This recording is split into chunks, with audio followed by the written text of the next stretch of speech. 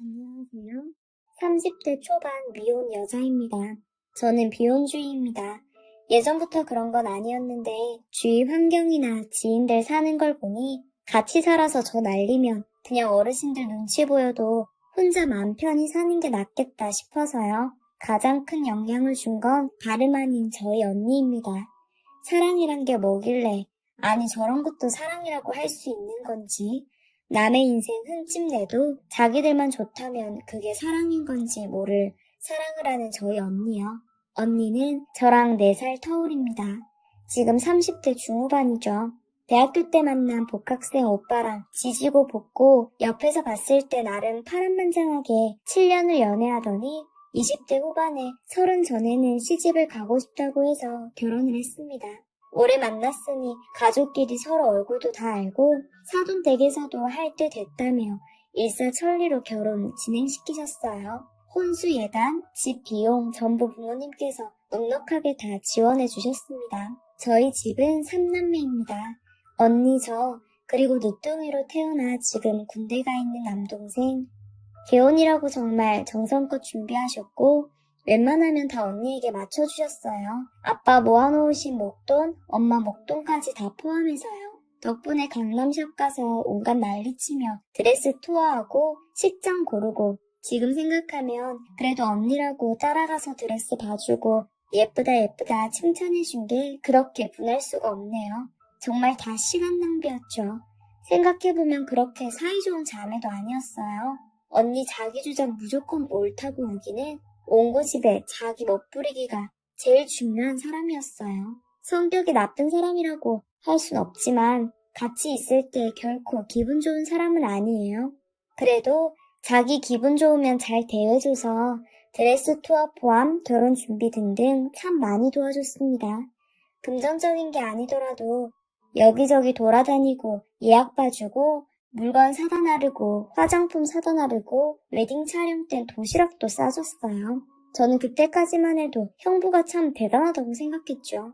물론 형부도 연애 기간 동안 속썩인 게 있었겠지만 언니를 데리고 7년이나 연애한 게 그냥 제 눈에는 대단해 보였어요.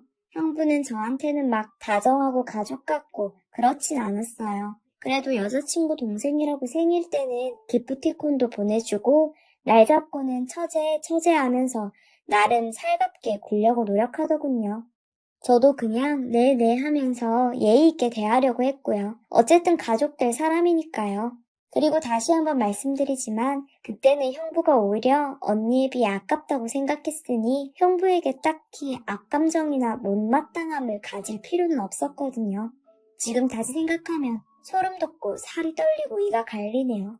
아무튼 그래서 넉넉지도 않은데 부모님 돈으로 멋들어진 호텔 결혼식까지 했습니다. 호텔식 결혼한다길래 우리가 무슨 기업인 집안이냐?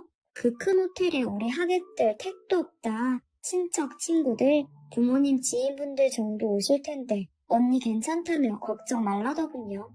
무슨 자신감인가 싶었는데 식 당일에 가보니 사람이 바글바글 하더라고요. 저희 쪽 하객이 아니라 죄다 형부 측 하객이었습니다.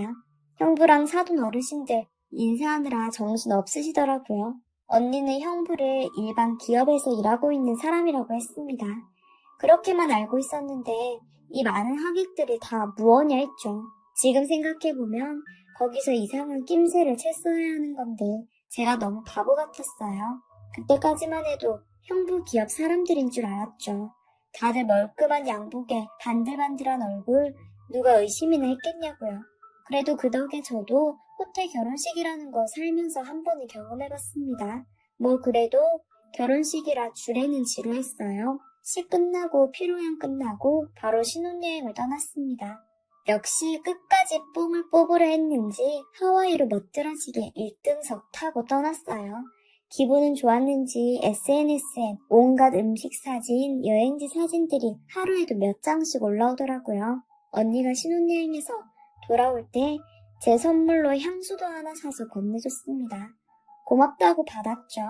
이제 결혼했으니까 얼굴 덜 봐도 되겠지 싶은 마음도 있었고요. 저도 제 회사 열심히 다니고 다시 평범한 일상으로 돌아갔습니다.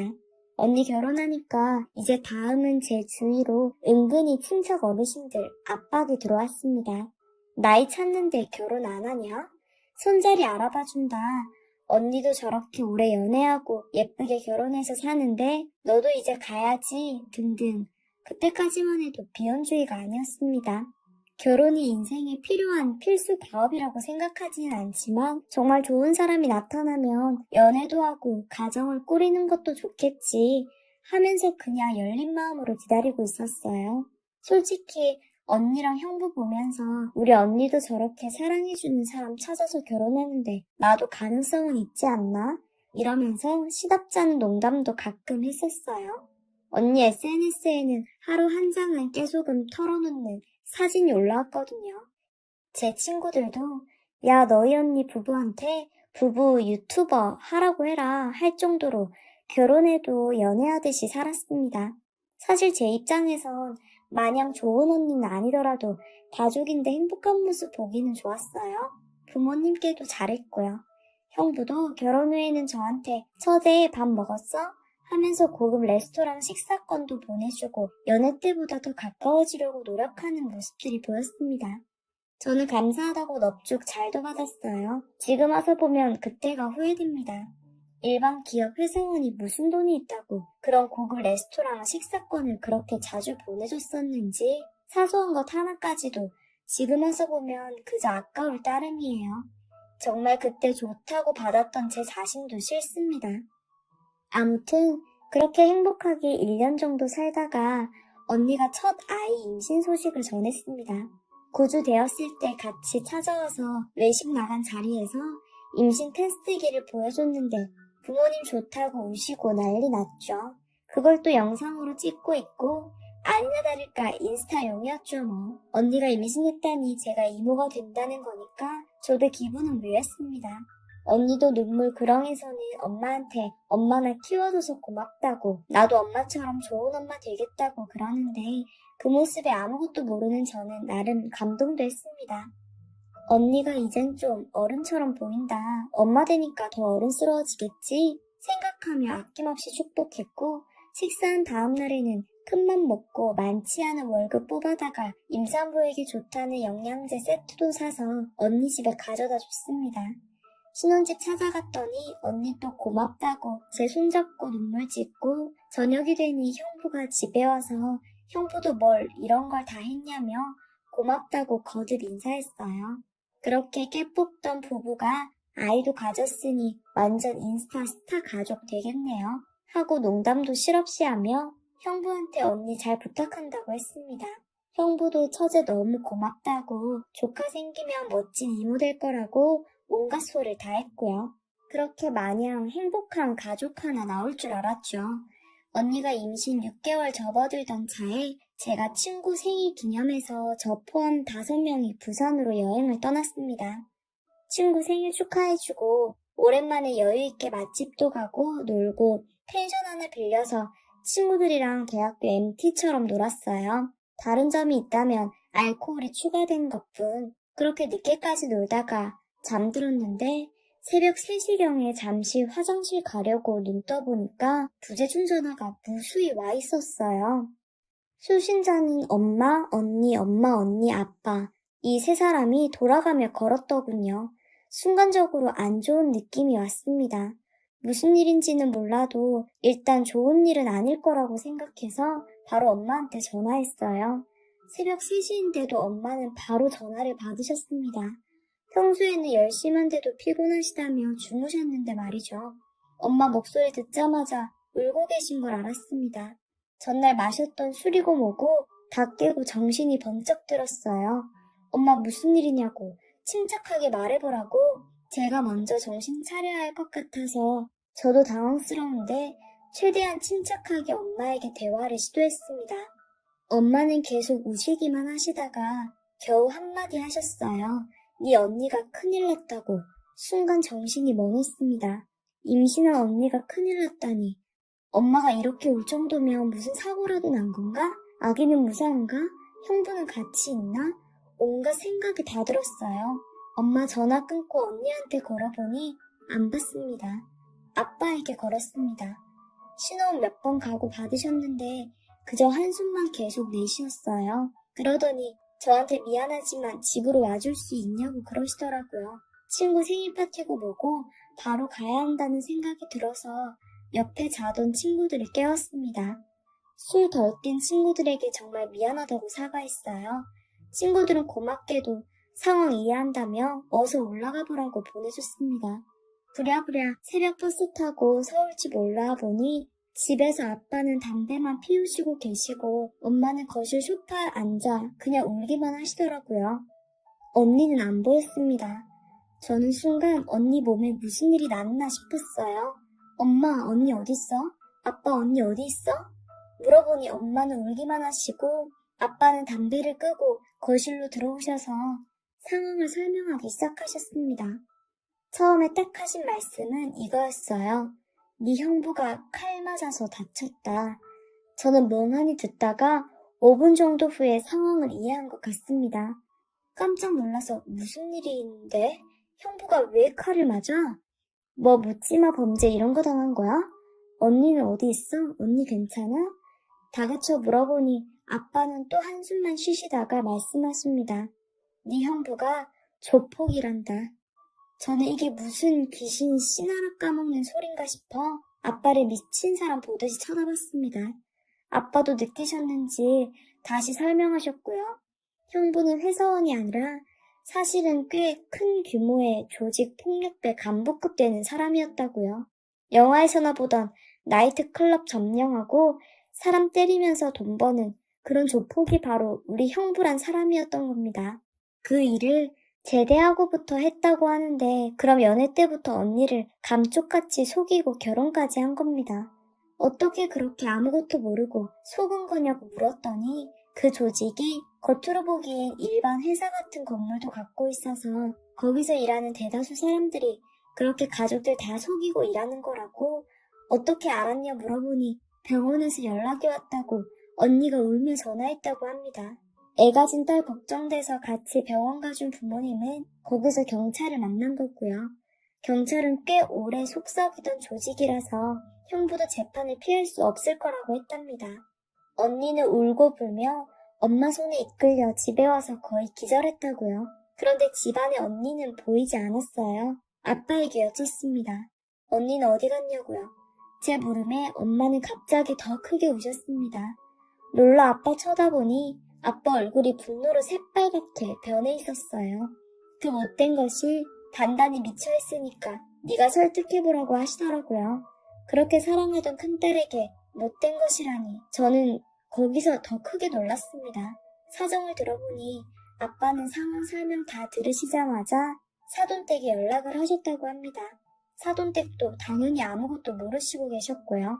서부인도 거의 쓰러지실 지경이셨다고 합니다. 근데 그건 제 집 사정이 아니라 잘 모르겠고요. 암튼 아빠는 딱 잘라 말씀하셨습니다. 사돈댁도 모르셨다니 안 됐지만 저희는 딸 자식 그런 남편이랑 못 삽니다. 이혼시키시죠. 아이는 저희가 키우겠습니다.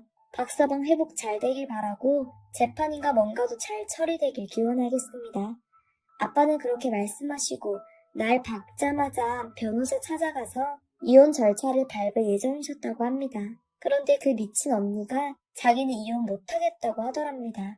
너무 사랑한다고요. 자기는 이 사람 없으면 안 된다고 울고불고 했다고 합니다. 물론 속인 건 잘못된 거고 자기도 화가 많이 났다고 했습니다. 그런데도 사랑한다고요. 그동안 자기한테 정말 잘했고 연애할 때는 가끔 성격이 안 맞아 다퉜었지만 결혼한 이후로는 정말 잘해줬고 좋은 남편이었고 자기밖에 모르는 사람이라고요. 그리고 따지고 보면 이런 일을 했다고 해도 다 집안을 위해서인데 자기 행복하게 해주려고 열심히 일한 건데 그러다 이렇게 다치기까지 했는데 자기는 절대 못 떠난다고 하더랍니다. 다 듣고 당장이라도 병원 가서 그 미친 언니 머리채를 잡고 싶었지만 울고 계신 엄마 보고 참았습니다. 일단 마음 진정하고 엄마 달래서 주무시게 방 들여보내고 아빠와 마주 앉아 한참을 서로 아무 말도 못했습니다. 엄마 방에 들어가시니 아빠도 그제야 우시더라고요. 내가 딸을 잘못 키워서 애가 저렇게 사리분별도 못한다고요. 저는 그게 왜 아빠 탓이야? 언니가 미친 거지. 하면서 욕하다가 늘 강해 보였던 우리 아빠 우시는 모습에 마음이 아파 같이 울어버리고 말았습니다. 저도 울다가 잠들었는데 얼마 자지도 못하고 아침 되니 바로 눈이 떠졌어요. 아빠 엄마 모시고 병원 가니 형부는 병실에서 호흡기 차고 누워있고 언니는 울어서 부은 얼굴로 옆에 앉아 있었습니다. 절 보자마자 언니는 울면서 내 손 잡고 이해해달라며 네 형부 나한테 잘하려고 그런 거라며 말도 안 되는 소리를 하면서 웁니다. 그때 알았습니다. 설득할 가치도 없고 어차피 안 먹힐 거라는 걸요. 저는 정신 차리고 제가 이제부터 장녀라고 생각했습니다. 아직 어린 남동생도 있고 충격받으신 부모님도 제가 건사해야 한다고요. 딱 잘라 말했습니다. 형부랑 이혼하면 우리 가족이 다 같이 아이 키우는 거 도와주고 언니 자립할 수 있게 도와줄 거다. 그렇지만 언니가 형부랑 계속 살겠다면 저 사람 가족으로 인정 안 할 거고 얼굴도 안 볼 거다. 아빠 엄마는 제가 강하게 나가니 놀라셨는지 아무 말도 안 하시고 그냥 저한테 맡기시고 쳐다만 보셨습니다. 언니 울면서 절 노려보며 어떻게 그런 식으로 말하냐고 네 언니가 사랑하는 사람인데 이해 못 해주는 거야? 라고 하는데 드라마 주인공이 따로 없더라고요. 저는 언니에게 언니, 사랑은 사랑이고 형부라고 믿은 사람 때문에 지금 우리 집안은 난리 났어. 주변 사람들, 친척들, 친구들 전부 다 속인 거고 난 그런 건달 깡패 내 형부로 두고 안 산다고 단호히 말했더니 언니는 도끼눈 뜨며 너 그렇게 살지 마. 이렇게 나한테 헌신하는 사람 만나는 게 쉬운 줄 알아? 네가 사랑을 알기나 알아? 라고 막말까지 하며 저를 몰아세우더라고요. 손찌검까지 하려던 걸 아빠가 막으셨습니다. 아빠 단호하게 말씀하셨습니다. 네 뜻 잘 알았으니 작은 딸 몸에 손대지 마라. 언니 충격받은 얼굴이었습니다. 이제 너 내 딸 아니다. 네가 그렇게 좋으면 이 인간이랑 잘 살고 그렇지만 다시는 우리 가족 이런 일에 엮이게 하지 말라고 말했습니다. 엄마는 그저 울고만 계셨습니다. 언니도 울면서 아빠 그러지 말고 한 번만 봐달라고 이 사람 재판도 잘 받을 거고 들어갔다 나오면 착실하게 잘 살게. 내가 설득할게. 라며 울면서 빌었습니다. 무릎까지 꿇었어요. 아빠는 이건 그런 문제뿐만이 아니라 양심의 문제, 도덕의 문제라며 이 남편은 사기꾼 깡패이고 사기꾼 깡패 내 인생에 들이게 하기 싫다며 이제 내 손 떠났으니 알아서 해결하라고 하고 병실 나가셨습니다.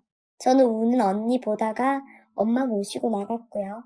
집에 와서 엄마 좀 주무시라 한 후에 아빠와 대화했습니다. 아빠 진짜 진심으로 한 소리야? 라고 여쭸더니 너한테 그렇게 막말하는 거 보고 이미 틀렸다고 생각했다 하십니다. 내가 자식 잘못 키워 절이 됐으니 내 자식 잘라내는 고통 내가 견뎌야 하는 거라고요.